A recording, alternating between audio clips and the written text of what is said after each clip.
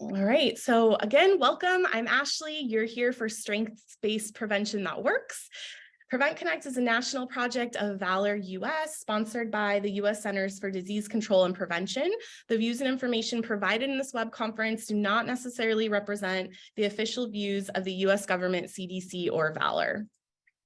So we've got a couple of objectives today. Our presenters are really looking to have us all be able to identify some of the problems that are currently existing with prevention efforts, and we'll learn more about what those problems are. And then also to be able to describe some ways that specific strength-based prevention strategies can really improve on some of those limitations. So I'm really looking forward to learning about all of that. But I'd love to pass it over to Janae to introduce our presenters. Thank you, Ashley, and thank you, everyone. We will have a couple of interludes in this presentation to ask interview questions of our presenters. So if any questions come up for you as they're speaking, please pop them in the chat and we can filter those in. We want to make sure that everyone's questions get answered. I am really excited to introduce Victoria and Sherry here today, the authors behind Strengths-Based Prevention That Works. Victoria, Sherry, I could go on about the work that you're all doing in the field, but I think it's probably more impactful for our audience to hear from you.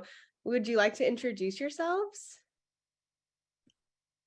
Sure. Thanks so much, Ashley and Janae. I'll get started and then I'll pass it on to my friend and colleague, Sherry. So I am coming to you all from the Garden State, scenic New Jersey.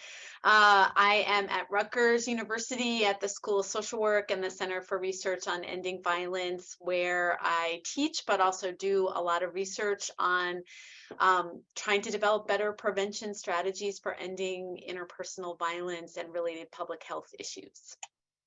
On to you, Sherry. Hi, everybody, and thanks, Ashley and Janae, for having us here today. We're super excited to be here. I am a distinguished research professor in psychology at the University of the South and the director of the Life Paths Research Center. I am in a very small town called Sewanee, Tennessee, which is in the southern end of the Appalachian Mountains. And my work focuses on trying to get the field to shift to strengths-based approaches, both for preventing and also for overcoming violence or trauma that's already happened.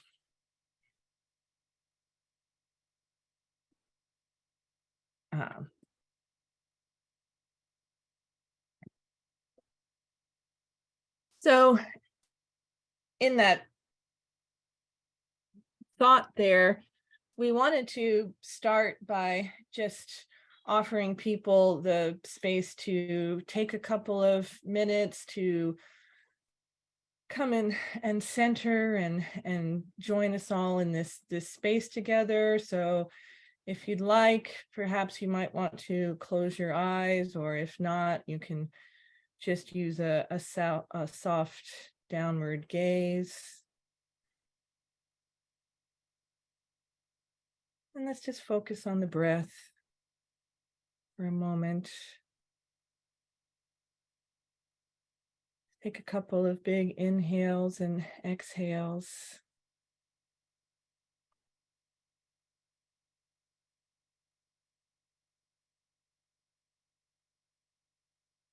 Mindfulness is a powerful tool that we'll be talking about more later, and just involves focusing on the present, on where your body is in space.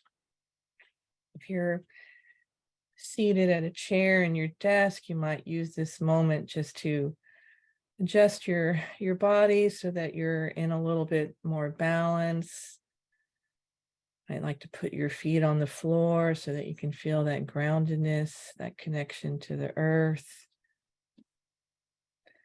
Maybe just unkink a little, maybe give a couple of shoulder rolls.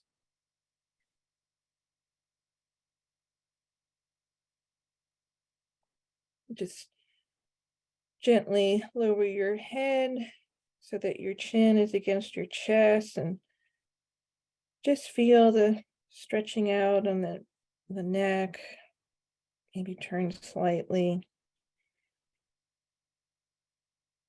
And as we focus on the present, you might notice the sounds around you. Maybe you're working from home and you can hear your family, or I can hear one of my dogs padding around. Maybe you're in the office and you can hear other people at their desk or voices in the hallway. It's just all part of this present moment and focusing in. Common element of mindfulness is also to express loving kindness. So I'd like to take this moment to acknowledge again Ashley and Janae and PreventConnect for creating these spaces. Hope all of us can just send a moment of loving kindness, gratitude towards them.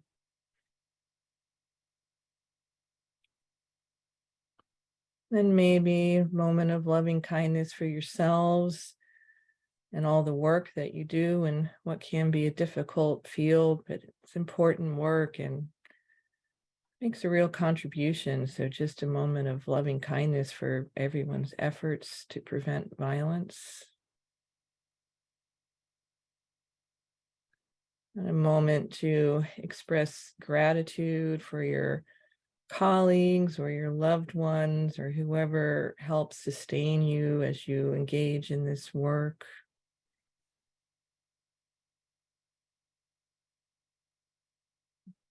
Moment of kindness for all the victims and their families, all the people that we're trying to help.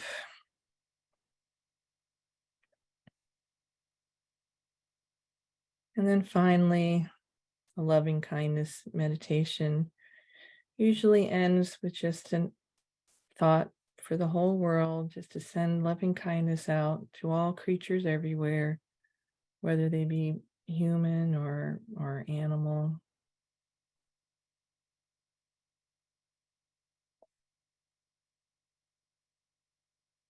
And I hope you can carry that mindfulness of the mission and the importance of this work into the rest of this webinar and to the rest of our work for today and this week and going on into the future.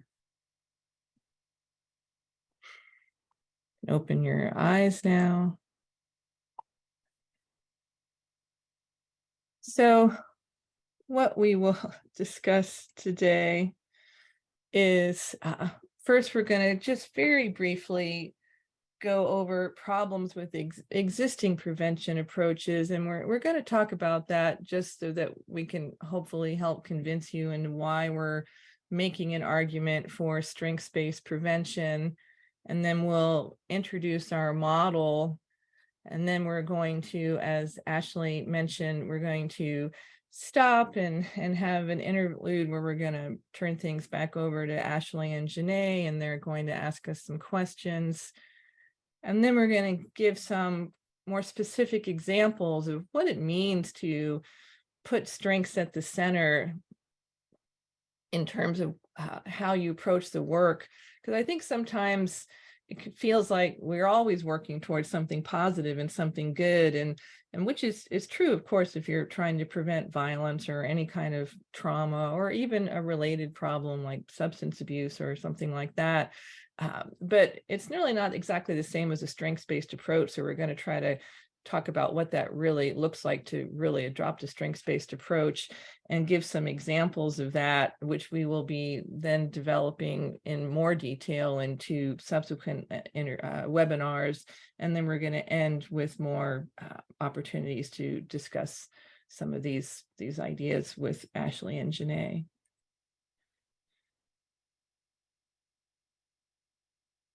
So when you think about it, really, we should all have the easiest job in the world, right? I mean, the goals that we are shooting for in our work are goals that surely almost anybody would be in agreement with. You just don't meet a lot of people or like, oh, I hope one day I'm going to grow up to be addicted to fentanyl, or I'm going to contract HIV, or that you're going to turn into some kind of perpetrator of violence or become a rapist. I mean, so it's really, when you think about it, it's kind of funny that it turns out to be much more difficult than that, and that these problems are common, they're truly public health crises, and that despite the fact that we've been putting a fair amount of investment for at least a solid 40 or 50 years now in what we would recognize as modern day prevention, these problems have persisted, and in some cases, they've actually gotten worse in that time period. So that is really what is the inspiration behind our work, is why are these things still hard to eliminate when almost nobody wants these to be part of their lives? And we are going to be challenging a lot of the conventional wisdom. And so we did want to take a brief interlude to just acknowledge that we do understand. I mean, I noticed in the chat as we were starting that almost everybody here seems to work in frontline prevention setting of some kind. And I understand that tomorrow and next week and next year that you all are going to have to go out there and keep doing something. You know, both Vicki and I trained as clinical psychologists and have spent considerable time providing direct services for either intervention or therapy, or as well as prevention. And we do understand that you have to go out there and do something when people are asking for help or asking for programs, and that probably most of you are working in environments of limited resources. But we do feel, though, that carving out this space to really think about where we are with the current state of research and the current state of knowledge is that recognizing what the limitations are about that is the only way that we can get better. And the good news that we hope to leave you with is that if you put aside some of the conventional wisdom about how we often approach prevention in this work, that there are a lot of better alternatives out there that have quite a lot of scientific evidence behind them that would be really feasible for you to switch to in a lot of the settings that you're in now. And so what we hope to leave you with is a very positive message that although some of the conventional thinking is probably we really need to let go of at this point, that there are ready solutions to help us improve what we're doing and have much more impact than we currently do. So what Vicki and I call the standard conventional thinking are admonishment programs. And of course, there's a lot of things that fit under that category. So just say no to drugs, never ever shake a baby, just say no to violence. A lot of the prevention that's out there really just focuses on telling people how to behave, and what sometimes is even a kind of scolding sort of approach. And another feature of these admonishment programs that we'll be talking about a lot is that they are very hyper rational, that they assume that if you just know, like, oh, drugs are bad for you, well, then I won't do drugs, or, violence isn't a nice thing to do, so then, okay, I'm not going to be violent. But it's really a fundamental misunderstanding of what what drives a lot of these problems, because what drives a lot of these problems is not, as we said at the beginning, that a lot of people are going around thinking that this is a great plan for their future, but these problems are happening anyway. And most people already know that it's not well thought of in society to become a perpetrator or a rapist or get addicted to substances or whatever the problem is. So, and although we're not going to spend a lot of time going into this, we do go into it in more detail in the book. The results for these admonishment programs have really been quite disappointing. Because if you think what you're going to do is really transform and have an impact on young people, so much of our work is focused on young people, where these challenges, which are mostly regulatory challenges, are most problematic for many youth, is that we're thinking we're going to have a big impact on them and that we're going to really make changes with them. But even when people are showing significant positive effects from their programs, often what's happening is they're really showing these tiny baby steps, and they're only statistically significant because they have these really large programs that are enrolling hundreds or thousands of people. But if you drill down and look at the numbers, you'll see that people are not actually very different than they were than the control group that didn't receive the program at the end of it. And if you go out even 3 months or 6 months after the program, then usually even whatever effects you were able to find immediately afterwards have dissipated quite a bit. And Vicki and I think that there are a few basic problems with this approach. I mean, one, that more information is going to mean that people are making better life choices. Again, I don't think that there's very many people out there now that think that domestic violence is a good way to treat your intimate partner, or that sexual assault is a good thing. But so it's probably not really lack of information, or especially lack of information about social norms that keeps people from engaging in these behaviors. And a lot of these programs focus a lot on attitude change, which maybe 50 or 60 years ago might have been a more important approach to take, but that's not actually a very good way to change behavior. And in fact, there's quite a lot of evidence from social psychology that has not been well integrated into violence prevention work, that the links between attitude and behavior are quite modest. And in fact, it might actually be easier to change people's behavior first. And then when they see that they're acting differently, they're like, oh, well, you know what, this must be what I think about this. And so it isn't even work with the rational model. Like if you use any of the ones that are underscore a lot of prevention programs, really don't hold up to scientific analysis.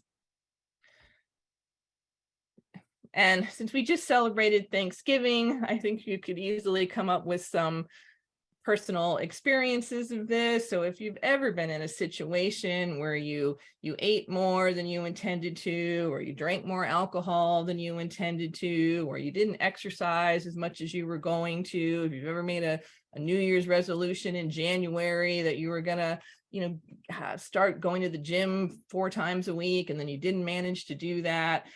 If you've ever lost your temper and yelled at a loved one, then you probably already know from personal experience that the link between attitudes and behaviors is not as strong as we might think it would be. So for example, Vicki and I both were pro healthy diets, we're pro exercise, we're anti verbal aggression. Did I eat more at Thanksgiving than I probably should have? Yes, I did. Was I a little overly full at the end of the day? Yes, I was. In fact, Thanksgiving is a good example because it's an entire holiday, one of the central features of which is giving an opportunity for people to overindulge. And so even though we might try to regulate ourselves most of the time, most of us don't manage to do that perfectly 100% of the time. I mean, as a parent, I can't honestly say that I never yelled at my kids, or, even though I don't think you should yell at kids, but, those kinds of things happen. And so we need to change the way that we think about these regulatory problems. And a lot of our ideas about how to make this better come from, are based in part in work by cognitive psychologists like the Nobel laureate Daniel Kahneman, who identify a distinction between, he calls it slow versus fast. A lot of cognitive psychologists also call it cold versus hot. And basically, like right now, we're all probably most of us are in a cold or slow moment. So you're probably not that aroused. You might even be a little bit bored. I mean, I hope not, but who knows? And you're probably not feeling under threat. You're probably not feeling a lot of emotional turmoil. And so this is also the type of situation where we offer a lot of our prevention programs. They're in classrooms, they're, posters in bus terminals or on billboards or things like that. And a lot of times these things are offered in what are very cold or slow moments when we can all sit around and go, yeah, healthy eating is great. And so is exercise. And I'm a big fan of all of those kinds of things. But what happens is that most of the stuff that we're trying to prevent, whether it's intimate partner violence or sexual assault, or if it's problems that we consider to be in the same risky sexual behaviors, substance abuse, suicidality, anything in that sort of general bucket, those are problems that tend to occur in moments of peer pressure, interpersonal rejection, stress, or even just the temptation of having a ton of amazing food laid out in front of you on a Thanksgiving table, when anybody's good intentions can get quite easily overwhelmed by situational factors. And so the thread that you're going to see in all of the things that we're recommending is to shift prevention to a bigger focus on preparing people for dealing with these hot moments in their lives, and not just rationally talking about these problems. I mean, it's important for us as providers to have that rational understanding, sure, about violence prevention and sexual assault. And Vicki and I have both spent 30 years, trying to build that irrational understanding of those problems. It's not that we don't think those are important, but in the moment when somebody hits somebody, or somebody barrels through consent and just decides that it's okay to have sex with this person or whatever, it's not because of this rational understanding of sexual assault or violence that's the problem. The problem is they're getting overwhelmed by these highly emotional content where their rational brain is getting sort of plowed over by their emotional responses. But there are ways that we can train people to do better with these hot moments in their lives. And now I'm going to turn it over to Vicki, who's going to explain a little bit about what that list looks like. Yeah. So I'm going to talk a little bit about, thanks, Sherry, about the prevention portfolio model, which is sort of a framework for organizing and thinking about some of the strengths that can help us move towards well-being. One of the things just for you to think about is a strength that you feel like you possess. Some people call it a secret sauce. If you're a Marvel fan, maybe you might call it your superpower, a preventional strength, and professional strength, and you could put it in the chat if you feel so inclined to share with others, but to just center yourself on something that you see as a strength in your professional sphere that you really bring to your work, and that you are proud of, you feel like you contribute to your work. Will help you as we think about this model and make it a little more personal. So the alternative to admonishment programs is really strengths-based approaches. I think Sherry was talking about that, the idea that it brings people in the door. I have spent a lot of years studying bystander intervention. I think for a lot of us, that was really game-changing in a lot of ways for engaging people in prevention, to not see themselves as potential perpetrators or victim survivors, but instead to see themselves as part of the solution. And when you think about it, you think about the question of what do people want from life, right? And they'll often say things like meaning, happiness, love, right? But when we think about what we measure as researchers, program evaluation specialists, what have you, we measure things like, well, not too many child behavior problems, not a lot of delinquency. Not sure why these slides are going so quick here. Low levels of anxiety. It's sort of, we operationalize strengths as the absence of risks, right? But we really want to be thinking about what are people trying to move toward, and how can we center and understand that a little bit better? And that's really a big part of what the resilience portfolio model is trying to do. We define resilience as the process of achieving well-being and thriving after adversity by using strengths, assets, resources across the social ecological model to counter the effects of adversity, maybe prevent future adversity. But we see it as situational, we see it as contextual, and we don't see it primarily as a personality trait. And in that way, we differ from some of the folks in psychology who focused more on these kinds of internal kinds of pieces. It doesn't mean that strengths can't reside within the individual, but that we don't fundamentally focus on strengths as a personality trait because we're preventionists, right? So we're interested in variables that can be changed. So the resilience portfolio model, or in the book, what we talk about as the prevention portfolio model, has 3 buckets or dimensions. And these we've worked with colleagues and come up with these by both reviewing the literature in resilience science, but also from our own research work out in the community, surveys, interviews, focus groups with people. And so one group of strengths we talk about as regulatory, including emotion awareness, emotion regulation, endurance, and we specifically don't say self-regulation, right? Because this is not just something that's held within ourselves, but can also, as we'll talk about in just a little bit, be affected by the environments that we're in. A second area is interpersonal strengths related to social support, generativity, community support. And then meaning making, which is one that we don't talk about all that much, but a sense of purpose, optimism, service, cultural traditions, a sense of mattering. So these are the different domains of the resilience portfolio model that we're really trying to focus on underappreciated strengths, on thriving, not just low levels of anxiety, right, or the absence of symptoms, thinking across the social ecology and thinking about things that we can change.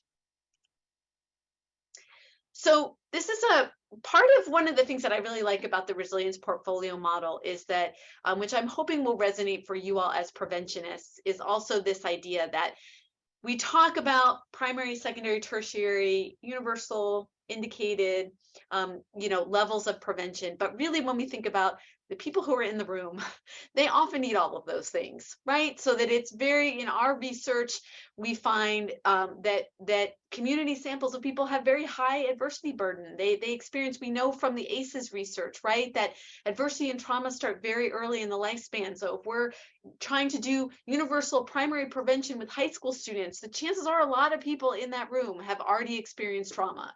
And so it's not really truly before anything has happened. And so the prevention portfolio model really helps us think about the interconnected nature of this. And so we think about resources and assets, including personal strengths, aspects of our community.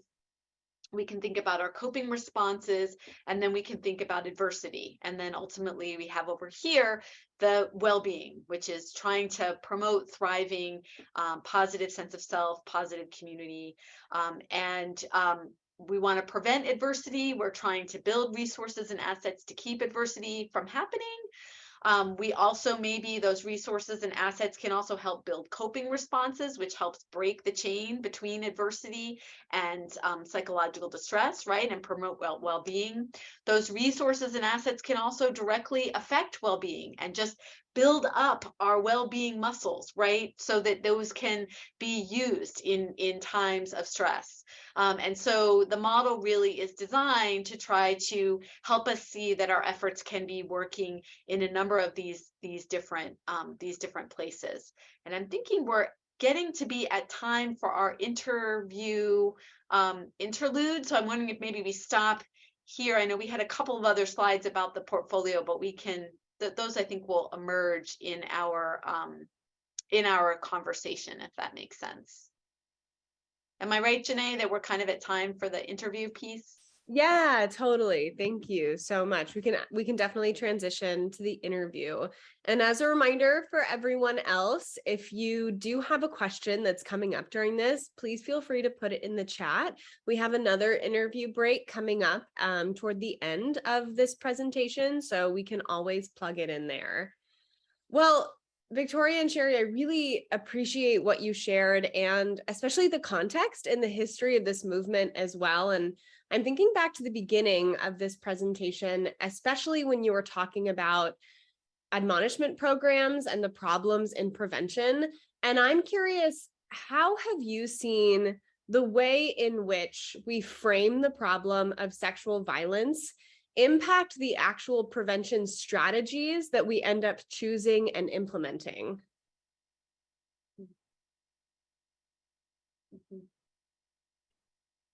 So maybe I can try a little bit of that, and Sherry, and then if you have something to add on to that.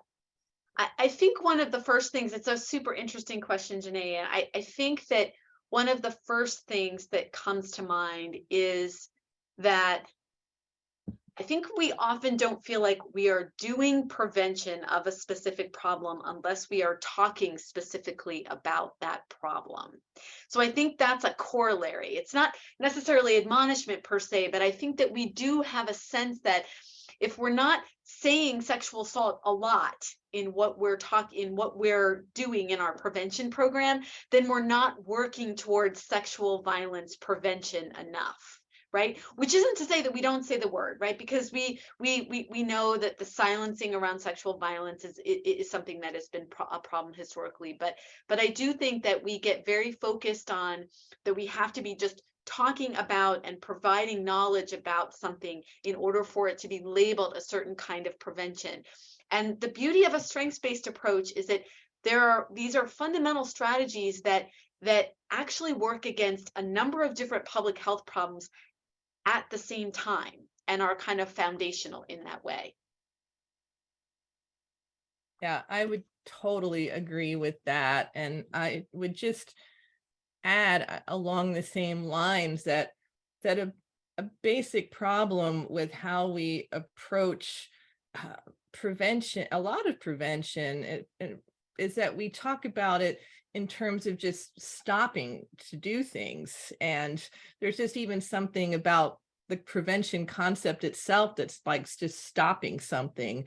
But as someone said in a focus group I did, which really was almost 20 years ago now, time goes so fast, but it's just, they're like, we don't want to know how to avoid problems in relationships. What we want you to do is teach us how to thrive in relationships.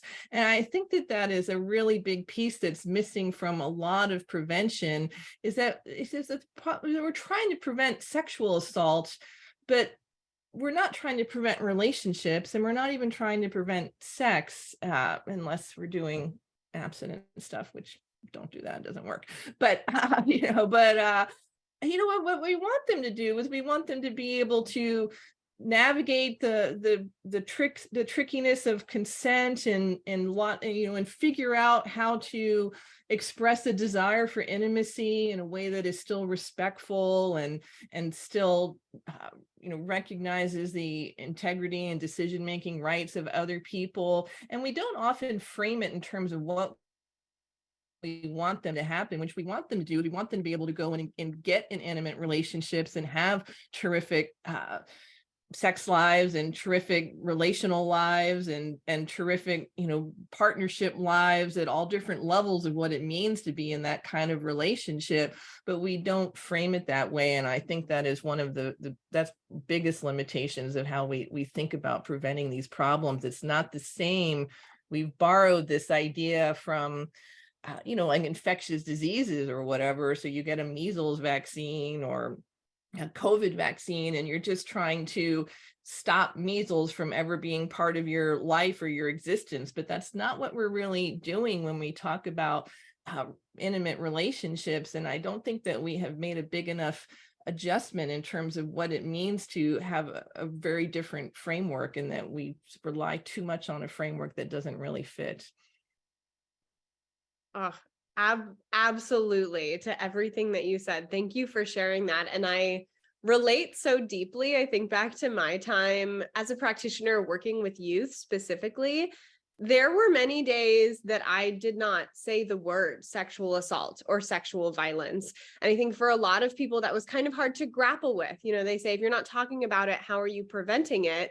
But that's what we talk about in primary prevention. We're talking about the root causes of violence. And that kind of leads me to my next question.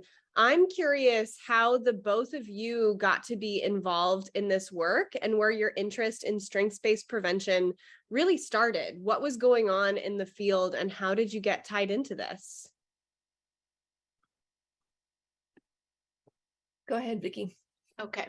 So Yeah, so sort of briefly, it's a good question. So my own experience growing up with prevention was really a model of the absence of prevention, right? So there were not very many prevention conversations that were happening in schools, or it was more the sex ed talk in health class where everybody wished they were under the desk and tried really hard not to say anything.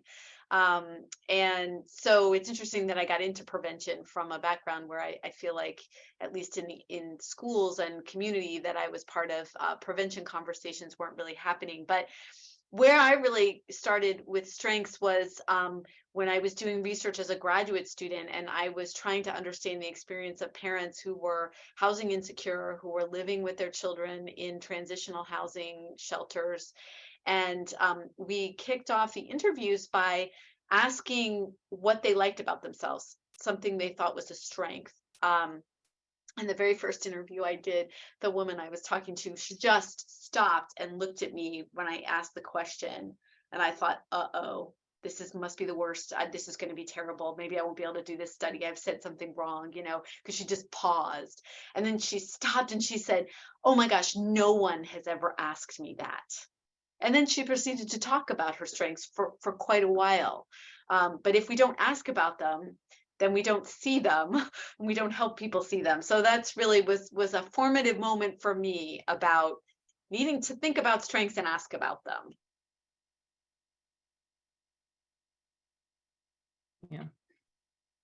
I grew up in the scared straight era, and so my own personal first exposures to prevention are really things that I look back on with a fair amount of horror, that they were doing this with high school students. So, for example, one of my first exposures to prevention was in my driver's ed class, where they put a bunch of us in a van, my teacher and a police officer, and took us around all of these wrecks that were happening in town, and that this was supposed to scare us into driving, safely and not speeding or whatever. And, I think about that. I just think about how completely crazy that is. I was 16 years old. It was the first time I saw a dead body was when I was dragged to a accident scene by a police officer and one of my teachers. And I think that there have been a lot of really misguided attempts over the years. And,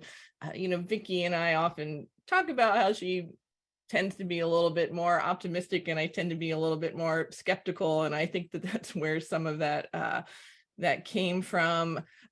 In my work, I used some years back, probably the first time I was asked to give it was when I was on the San Carlos Apache Reservation working as a psychologist. And they're like, well, you need to run violence prevention. And we tried to run a program that was just so culturally inappropriate for that setting, and just didn't really have any people of color in it. And I mean, if I had more time I could go on, but I think that part of where I've gotten involved with, I mean, Vicki's been a lot more deeply involved in prevention for a lot longer than I have, but it has been more that shifting to this strengths-based approach. And through the work that she and I have done on resilience, which is more focusing on helping people who've already been exposed to some kind of trauma or adversity, that we realize that many of these same solutions to some of those limitations would also work in the prevention field, is what inspired us to really write a whole book on it in terms of from the prevention side. Thank you for sharing that. I always love to hear a little bit more of the personal, and yeah, I hear those stories and I appreciate that. So I think one more question and then we'll transition back into your presentation. And again, as a reminder for everyone, as questions are coming up, please feel free to put them in the chat. I think, in the history of this field, a lot of us in the prevention area can get attached to set programs and parameters for those programs. I'm thinking about program in a box kinds of things that oftentimes come with funding and the application for funding, and that the shift to a broader framework like this can be a little challenging for people because it can be hard to imagine what it looks like in practice. I'm wondering if you can offer some examples of what strengths-based prevention might look like in action. So that's a great question. And you've actually just introduced the next segment of our presentation. So we're actually going to do that today. And then the next two webinars that we're offering will also do that as well. So I wonder, Janae, if it would be okay if we just segued with that amazing, and this was not pre-planned, into the next segment. Would that work? Absolutely. I did that on purpose. I think it's okay. So I'll just finish up this resilience portfolio really quickly. So just to remind us of the pathways here, breaking it down a little bit. Resources and assets in building strengths can increase coping responses, right, and help seeking. So that's one of the paths towards well-being that can be strengthened with this strengths-based approach. We can also change coping responses, right? So substituting substance abuse, which may be a powerful survival skill after trauma, with, community, with verbal processing, with other kinds of positive strategies. Cognitive behavioral therapy has a lot of these kinds of things that focus more on coping responses. It's another place where our strengths can have impact. We know that strengths, and we're going to talk about some of these in just a few minutes, can have direct effects on well-being. We don't do yoga about trauma, right? We do yoga, and those practices can enhance our well-being, which can kind of help tip those scales in terms of how we're feeling about ourselves, even in the face of carrying some burden of adversity. And then finally, the ultimate goal of prevention, right, is trying to insulate people from trauma. And the research, I think, is growing that some, not all, but some strengths and assets can also, especially when we talk about building them at the community and societal level, can do a lot to help buffer people from adversity. And we will be, especially in the third webinar, talking more about community and physical spaces, which I think is really, really important. If any of you, I think it was The Atlantic, just had an article about all the Scandinavian countries that always win in terms of the happiness index, and it's about to come out again. And the US never makes it into the top 10, but the article was well written because what it said is that oftentimes the happiness or wellness index comes out and everybody looks at Sweden and Norway and Denmark and says, oh, what are the things they do? Oh, this is how they decorate their houses. Well, we need to decorate our houses this way and then we'll all be happy. And what the article points out is that, in fact, the real structural things, which is why they end up in the top 10 all the time, is that they have a lot of policies and safety nets that are actually creating community resources and strengths that help build the happiness. It's not the decorations that they have in their home. So we'll be trying to push you all to think about that as well. So turn it over to Sherry. Yes, so we have one more question for the chat. If any of you have ideas about what might change in your work if you worked on a more strengths-based approach, or perhaps if you've already tried a strengths-based approach, what was one of the benefits that you saw from that?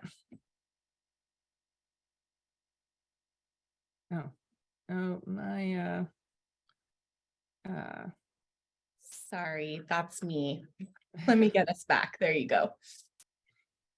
Okay, I don't have the little arrows showing up on my side anymore.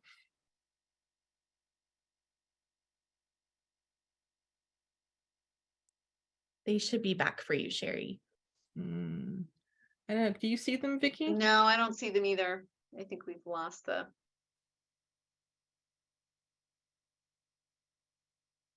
I'm seeing it in a folder. Oh, rather yep. than Give me 1 second. Sorry, Okay. y'all.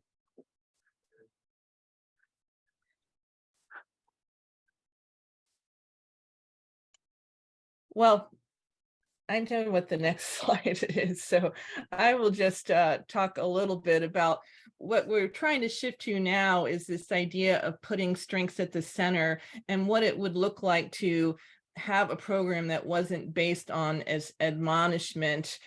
And well, one of the things that we want to talk about is, you might have noticed that I've used the phrase regulatory problems or regulation a lot. I am intentionally not saying self-regulation, because I think one of the big disservices that psychology has done in this field is kind of buying into the individualistic culture in the United States and thinking that regulation is just something that each one of us makes a personal choice to do, when in fact, as following up on what Vicky was just saying about those Nordic countries, that we know from tons of research and also just from the kinds of things that you can see from looking from one community to another, that there are a lot of environmental supports that are key to helping people regulate with difficult problems. Oh, here we are. My little thing is back. And so one of the things we would like to suggest in terms of thinking about how we would reapproach prevention is focusing more on changing the environment, where you can then affect a whole bunch of people at one time, instead of trying to get to each person individually one at a time. And probably some of the most famous efforts that have been done in that are this idea of nudges, which is a term that was made famous by Richard Thaler and Cass Sunstein. And Thaler is also a Nobel laureate. So these are some really smart people who have been working on these problems. And nudges are basically just little environmental tweaks. But you can they've shown in a number of examples. And I think it's helpful. So for just the next couple of minutes, we're going to take people outside of the problem of intimate violence and sexual assault, because I think when you're trying to make a big mental shift in your thinking, that sometimes it's actually better to step outside of the areas that you focus on all the time. And it's a little bit easier to see what we're talking about in these other problems. And some of these are also narrower and more specific problems. And I realize that they are probably easier in a lot of ways than solving the problems of intimate violence and sexual assault. But I still think they make good examples about what steps would be moving in that more strengths-based direction. So one of the most famous nudges is about an airport in Amsterdam that was having problems with what they were very delicately calling spillage in the men's bathroom. And so the admonishment approach to this is probably one that you've all seen in dozens of public restrooms, because they're in there all the time. You say, like, don't make a mess in this bathroom. Or even it might seem a little bit more strengths-based to be polite, like, please keep this bathroom clean. But that's not strengths-based. That is still telling people what not to do in a way that doesn't offer a healthy alternative or support them in a healthy alternative. And it doesn't even really get at any of the fundamental nature of the real causes of this problem. I mean, the real causes of this problem are not that every man that goes into that airport is a bad person, but that, they're tired, they're stressed, they're in a strange place. And you can't take away necessarily all the fatigue and stress that comes with air travel, but you can switch to incentivizing what you want people to do. And so what they did is somebody in the chat I saw mentioned that they were good at using humor in their work. And that is one of the key insights of nudges, is to bring a little bit of humor to the situation. And so in this situation, what they did is they just took these little fly stickers, so a super cheap intervention, and they stuck them at the bottom of the urinals and just gave somebody something fun to aim at. And it had a really big impact on this problem in this bathroom. And obviously, just added a moment of levity to the travel experience. And it made a huge impact on the cleanliness of this bathroom, and it's been used in other places. There's an organization called Hubbub, and nudges are sort of their thing. And then they were trying, this is a good example, again, of using both humor and letting people vote with their cigarette butts. But it also is a good example of getting people to change their behavior without, as Vicki was saying earlier, even mentioning what it is they want them to stop doing. So obviously they want them to stop littering, but there's nothing about litter anywhere in this. It just invites them to put their cigarettes in a more fun place than dropping them on the ground. Although for any of you who are following the World Cup, I would say that these people are voting wrong and that it ought to be Messi and not Ronaldo, but you know, they're not littering, and that's the main point. And then another good example of a nudge, another famous example of a nudge, is learning to harness both the social environment as well as the physical environment. And so this is another good example of a regulatory problem of low rates of diabetes screening. This is a challenge, not just for diabetes screening, but for all kinds of screenings, mammograms, colonoscopies, all this kind of stuff. I mean, it's in a kind of the screening process often itself is not that pleasant. And so it can be a hard thing to get people to engage in, even though it's obviously in all of our long-term health interests to do it. And as probably any of you have ever had a yearly physical will know, that you have to fast for a certain number of hours to get accurate reads for blood glucose and cholesterol and things like that. And so you can't just go to the doctor. You need to schedule a doctor's visit like early in the morning, which might mean it's during your workday, et cetera, et cetera. And so an admonishment approach would just be to put signs up reminding people they need to get their screenings, or have doctors remind or scold their patients about the need for screenings.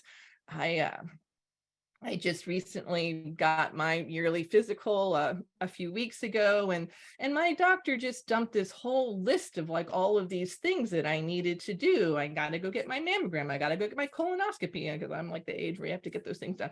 And and then, and by the way, are you getting enough exercise? And, et cetera, et cetera, et cetera. And there's no prioritizing. There's no offer of any help about how I'm going to get these things done. And so it's not really, I mean, if you were trying to change somebody's behavior, you really probably couldn't come up with a worse way of doing it. And then they just are like, well, our patients don't do what they tell them to do, but we're not making it easy for them to do these kinds of things.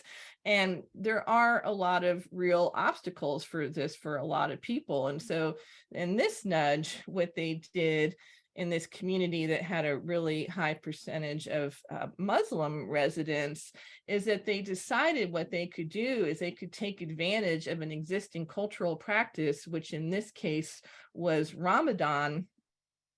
So people are already fasting all during the day, and then they break their fast in the evening after the sun goes down.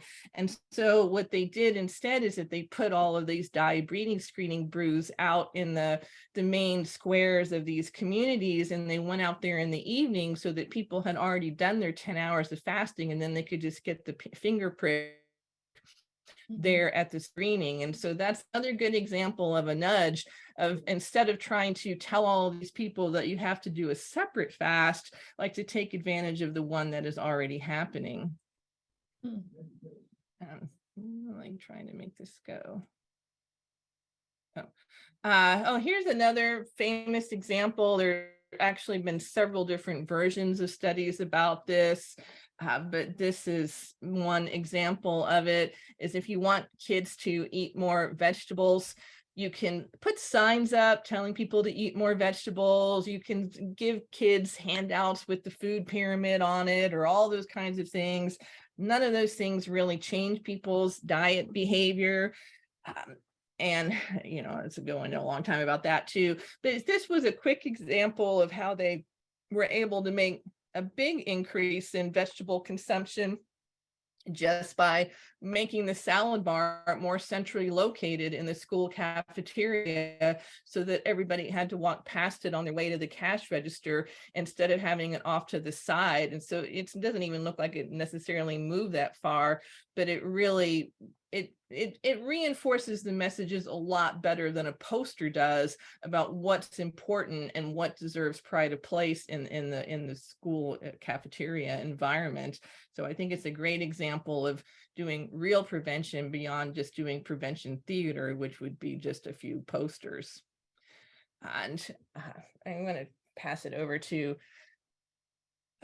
Vicki soon, so I don't want to take a ton of time on this, but this is one of my favorite studies that's ever been done because I just think it is a genius insight into how people really think about things. And so, and this was another one that was done in a school cafeteria. This was at a university, not a K-12 school, and they wanted people to eat more vegetables. And they had this interesting study where they broke things out. So actually in all of these dishes were the exact same dish. So the twisted citrus glazed carrots were prepared the exact same way as the carrots with sugar-free citrus dressing, and then also just the ones that were labeled carrots without anything else on them. And but they just gave either an indulgent label, a healthy restrictive label, or a healthy positive label versus the basic label. And as you might guess, the indulgent label was the one that led people to take the most increase in vegetables, and the healthy restrictive label was actually worse than just no description at all, that people were less likely to take carrots with sugar-free citrus dressing than just things that were just labeled plain carrots.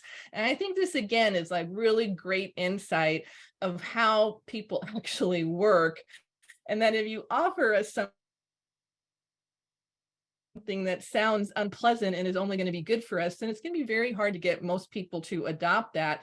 And I think, again, this applies to relationships, is that if we're just offering what sounds like a very, ascetic or celibate or formal, I mean, there's all these jokes that happen among young people, right, about having to ask permission to get kisses and everything. And even people my age complain a lot about how we're just sucking all of the romance out of that and everything. And so we need to find ways to frame it that go back to what that young person was asking me for all those years ago, about how this is going to make your relationship even happier, and that you're going to thrive, and that your relationship's going to last longer and be more fulfilling, and all these kinds of things, instead of just making it sound like this is going to be more virtuous in some way, because that's not how to persuade people to change their behavior. So I just want to sum up that there are a number of different ways to nudge. There's been a ton of research, for example, about switching to automatic opt-ins for things like retirement accounts, where you get people to save much more money. Again, like putting healthier choices at eye level in the supermarket, or even sometimes corporations. I mean, corporations are actually much better at nudgers, strangely enough, than actual psychologists and social workers are. They're taking advantage of the psychology. So when Netflix just cues up that next show without waiting for you to choose it, then they're taking advantage of a nudge there to keep you watching on Netflix longer than you might have otherwise.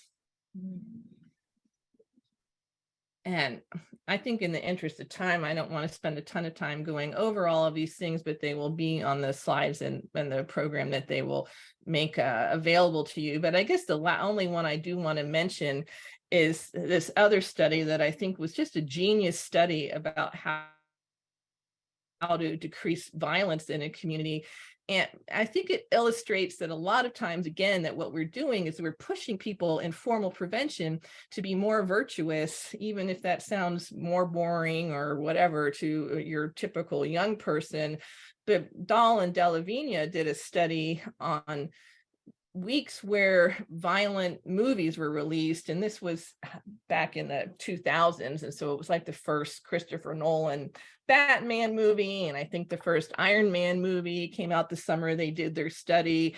So they were movies like that, and what they found is that the weeks that those big, rather violent R-rated movies were released, that there was actually less true violence, actual violence in those communities on those weekends. And what they hypothesize is that they were taking at-risk people and giving them something better to do with themselves and something more appealing. And of course, movies are relatively cold environments for the most part, right? We're all sitting in the dark, we're all facing in the same direction, so we're not even interacting with each other. There's no alcohol served in most movie theaters, and so there are a lot of things that would minimize the risk of violent encounters among at-risk young people. And they've looked at a bunch of alternative hypotheses. There wasn't any rebound the next weekend or anything like that. They just gave them something else to do. And so we might not necessarily think about how, R-rated movies as prevention, but in fact, this was a very effective prevention strategy in these communities for reducing violence. And so I think it's a key insight from that is that we don't have to make everybody into social justice warriors in order to reduce the problems that we're trying to reduce. Oh, and I think I'm just going to pass it over to, is it to you, Vicki? Great. Yeah. And I think I've been also looking at the chat, and I think the line between admonishment and cues to action and appropriate nudges is really about the framing. To what extent is this focused on what people are moving towards as opposed to what people are moving away from? And admonishment is really very much about moving away from, whereas the thing about nudges is it's about incentivizing or creating the conditions to make it easier to do the good thing, the thing we want people to move towards. And I think some examples, gamification, where people are inserting, not just creating a video game that's about prevention, but inserting prevention messages into those third spaces where people are, lots of things like that. Using humor, anybody who's seen Gail Stern's Sex Signals, they use a lot of humor in a very serious topic. They are not making fun of sexual assault, and yet they are using judicious use of humor to engage people, to nudge them, to get them involved, to get that hot cognition going, and then getting them to think in some different ways. So there's a lot of different evidence-based approaches that can promote strengths and help insulate. Mindfulness, we're actually going to take a deep dive on mindfulness in a future webinar. I was just talking about gamification. I was just down in DC getting some briefings related to a committee I'm on with the military, and I'm always impressed with some of the out-of-the-box thinking that happens in prevention in the military, where they were talking about using escape room models for prevention. There's a game for you.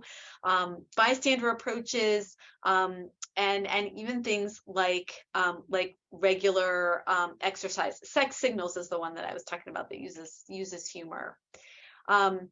We want to be thinking about social networks and norms, about changing the social ecology. One of the things that happens in a lot of our prevention is that we teach it in spaces like, say, a classroom space where the students in the classroom may or may not be in there with their friends. And yet a lot of those more hot cognition, those prevention moments are going to be when they're in peer groups, right? So needing to think more about how we do prevention that really actualizes social networks, social norms. I saw in the chat earlier someone talking about coaching boys into men. That is one of those places, right? Doing prevention in a sports team where you're actually taking advantage of the social network and peer norms to perhaps nudge your prevention a little bit more. So these are some different things that we're just to give you a sense on changing the environment, increasing contact with nature. Increasingly, research is suggesting that being out in nature has all kinds of strengths building properties that can be really helpful and that can be added into to the work that we're doing. To think about. So I'll just end with a couple of specific examples, and those last two slides are a little bit of teaser slides, because we're going to We are going to actually take a deeper dive on a few of those things in the next upcoming webinars. And I know some of you will be enrolled in those and others of you will have access on the video. But nonetheless, I'll give you a couple examples from the individual and from the relationship level, just to get you thinking about things. So a really great strengths-based strategy is exercise, right? It's a first line of treatment for depression and anxiety in countries like Canada and Scotland. The effect size, what we think about in prevention evaluation about the average amount of improvement for exercise is similar or can be larger than what we see for cognitive behavioral therapy or antidepressants. There was a study that was done a couple years ago that more exercise was associated with fewer suicide attempts in university students. We see this among students in younger students, adolescents who are bullied, that those who are getting regular exercise, that link between bullying and suicide is a lot less strong than it is for students who are not. So it has lots and lots of benefits, including benefits that are related to the kinds of prevention that we are seeking to enact.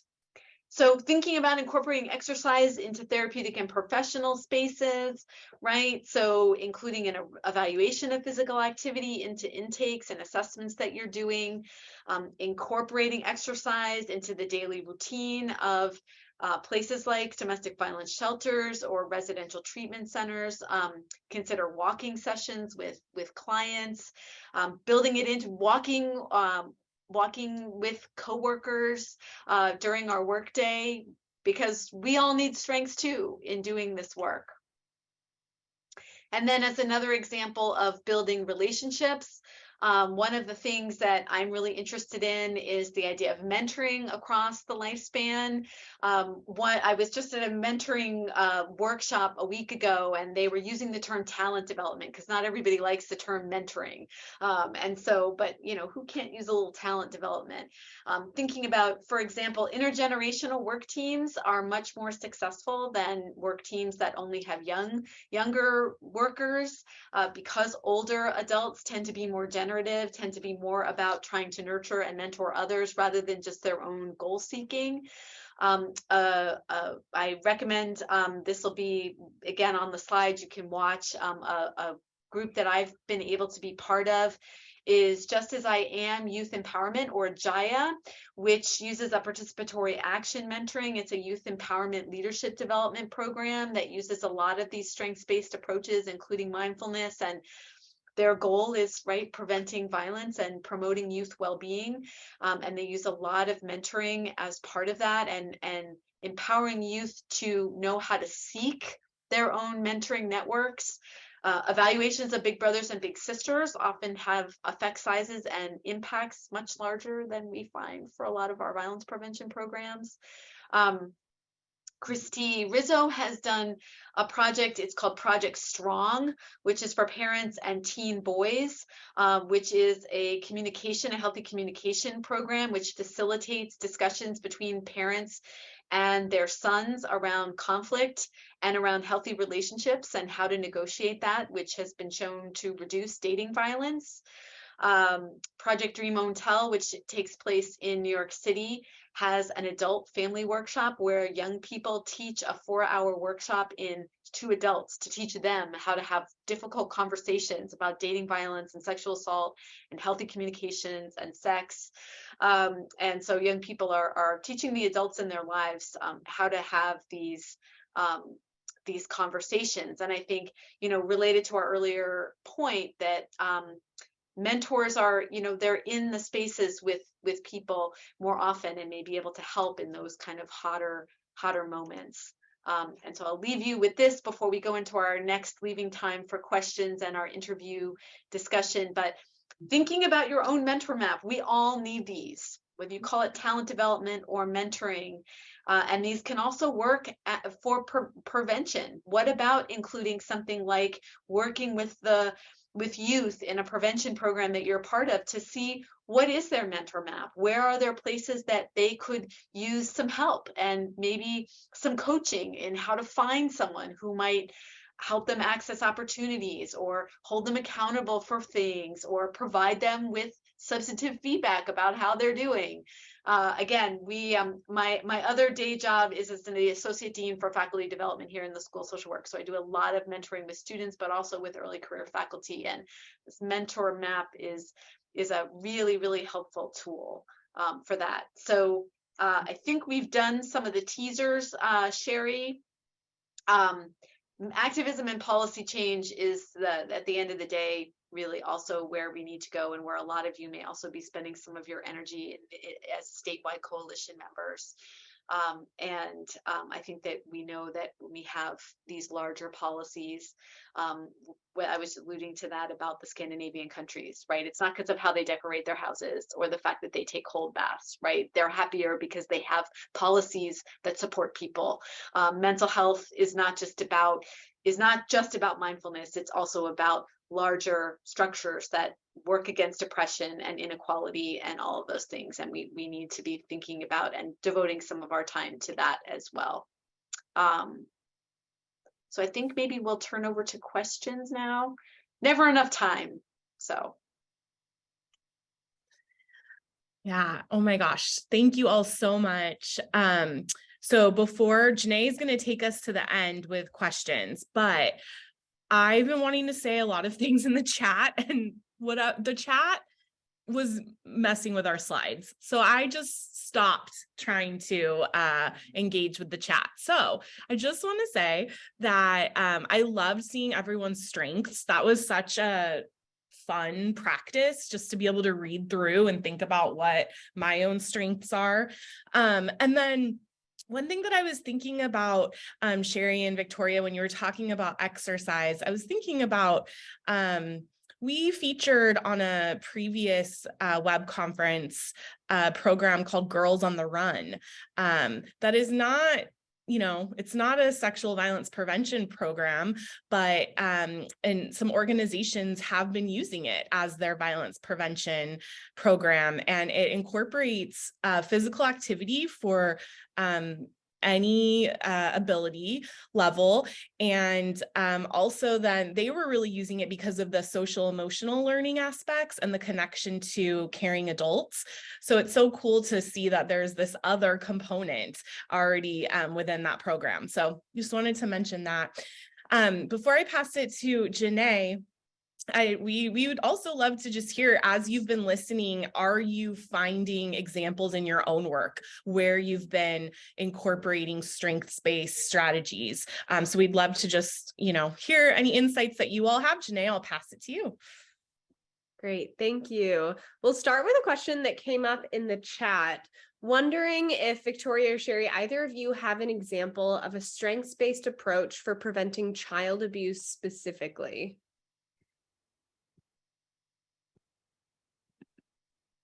So I'll give an example of, a program that I got to be part of in helping them do some participatory action evaluation. It's called the Parent Linking Program, and it's run in a whole bunch of school districts in New Jersey by Prevent Child Abuse New Jersey. And it is a strengths-based program for young adolescent parents. It's located in schools. So it provides childcare for their children that's right in the school, so that parents can be near their children during the day, and on study breaks can go and visit with their children and have interactions with teachers who are supportive and caring adults for young parents. And the focus of the program is not don't hit your kid, though that is the goal. But it's really about what supports do you need? How can you meet other parents, other young parents? How can you understand the strengths of your children and then get the resources? It's also a resource center so that parents can have the resources, whether it's books or toys or enough money to feed their family, those kinds of things, diapers and things that are expensive that families need to help that resource to prevent that adversity. So that's an example, I think, of a pretty comprehensive but very strengths-based child maltreatment specific prevention program. I think that's a great example, and the ones I came up with are pretty similar. I think home visiting is also a pretty it doesn't, again, have the maybe giant steps impacts, but it has more than a baby step impact on preventing child maltreatment. And another program and philosophy that's along the same lines of what Vicky was talking about is called 0 to 3.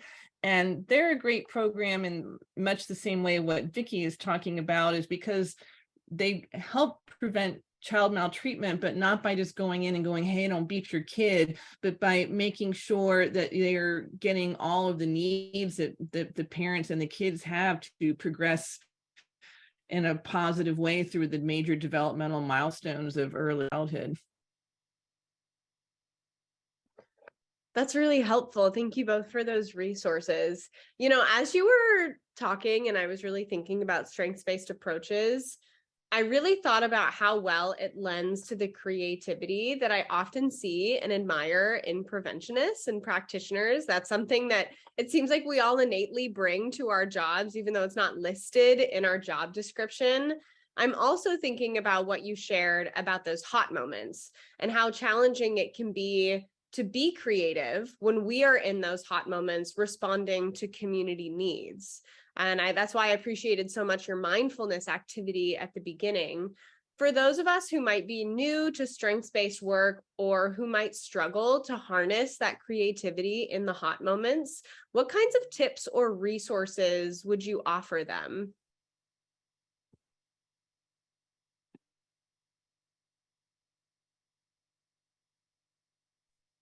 You want to go first, Sherry? Go ahead, Vicky. I think that it's about, so I like to think about, Sherry and I talk about this a lot. We talk about what does a resilient workplace look like? Like, what does resilient supervision look like? So I think some of it is about incorporating some of these various strategies and using them for ourselves. One of the things that Sherry's Research Center has done in the lane that I work in as an academic and a researcher is they have mindful writing groups. So twice a week on Zoom, you can log in. It's a writing accountability group because it's a thing that academics have to do, and it's always really hard to make time for it. So it's about making time to write in a community, but we always start and end with a mindfulness practice. And I love it because twice a week, in addition to getting my writing done, I'm actually practicing mindfulness. And so I think it's making those times. I'm part of a research center, and a bunch of our staff once or twice a week get together and just kind of walk around the block together at lunch, just to get outside, get a little bit of exercise. So I think there's so much urgency in our work and in when we don't have enough resources, and yet if we make the time to nurture our own strengths, we'll be better at nurturing them in others. Yeah, I would agree with that. And a lot of our focus has been, more on things like mindfulness. So, that's one of the ones we'll be talking about in the next session. And one of the things we're trying to illustrate today is how you can make that a part of a lot of different things that you're already doing. So we talked a little bit about the pressures, and a lot of times for funders, you have to do things that look like violence prevention or sexual assault prevention or whatever the case may be. And that I think that there are a lot of these things that you can integrate into your professional workspaces without necessarily making huge, big changes about that. And so that has really been where we have been focusing our efforts. Although there have been a bunch of great suggestions coming up in the chat too. And I think someone mentioned bedazzle parties and things like that. I would think it would be great if some of these organizations might do things like start sponsoring scout troops, for example, and things that are going to be more holistically focused on. And that's one of the reasons we love mentoring programs too, is because a mentor is going to be there for those hot moments when they come up. And I think it's so important to find ways to be interacting with youth when those teachable moments arise in their lives, and not just to all bring them in and, okay, from September 15th to October 15th, we're going to do sexual assault prevention, or, you know, as we all know, a lot of times maybe it's just like September 15th to September 15th, we're going to do sexual assault prevention, and assume that September 15th is going to be a teachable moment for all of those youth. I think one of the reasons why a good mentoring program can be so impactful is that when those kids get invited on their first date, or they're having troubles with their partner, or whatever the case may be, that there's somebody there that they can go to and talk about it. And so that is really, I think, more important, is to think about shifting services so that they're there for those hot moments more than it is to shift to any particular program. Thank you both so much. And I did see a question in the chat asking about follow-up conference dates, and we will answer that as soon as we can. I want to leave us one more question as we close out, thinking about the disconnect sometimes between the field and public perception. I think oftentimes with prevention, there can be a little bit of a disconnect between the way that we talk about it in here and our understanding of what prevention is, and the way that society is talking about it out there. This was a question that was submitted on social media. Someone was wondering how they could explain a strengths-based prevention approach to someone who's not well versed in prevention or public health models. Yeah, I think that's a really great question, but I think you can start with the question we pose to all of you, which is, what's your secret sauce? What's your superpower? What's something that you would say is a strength, right? And then to say that a part of trying to prevent things is trying to build more of those, or continue to build the ones you have. So one of the things we didn't really talk about, but that we found in our work, is that the dose of strengths matters, right? That it's not just having one magic strength, right? But that if you have an array in your toolkit, if you can help people develop more of them, that can be really helpful. And I think just saying things like that can perhaps help people understand that, but maybe starting with their own personal experience in that way. I have found that the nudge examples that we were showing, some of those are great ways of communicating in a, you know, in a much more specific way, like what a strengths-based approach is, versus just, you know, putting up a bunch of signs or telling people what you want them to do about how. And so I would recommend that they try to use some of those famous nudge examples. And we'll talk about in the third webinar in the series about how to do walk audits and geographic interviewing and hotspot mapping, and how to analyze the environments that you're working in so that you can get some ideas about what nudge and what kind of changes to make in those environments. Wonderful. Thank you both so much, Sherry and Victoria. And thank you everyone who has attended this web conference. Thank you for sharing all of your strengths and for the chat engagement. This has been a really fantastic conversation. As a reminder, we will be sending out the web conference recording and the slides following this webinar, as well as a short evaluation. Ashley, do you have anything to add, or Sherry or Victoria, as we're closing out? Just a huge thank you for having us today, and best of luck with all of your important work.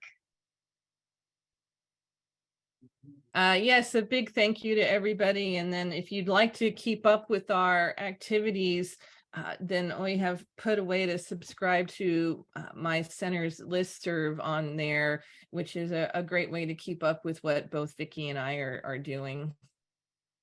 Thank you yes, all. Happy holidays to everyone. I hope everyone gets a nice break.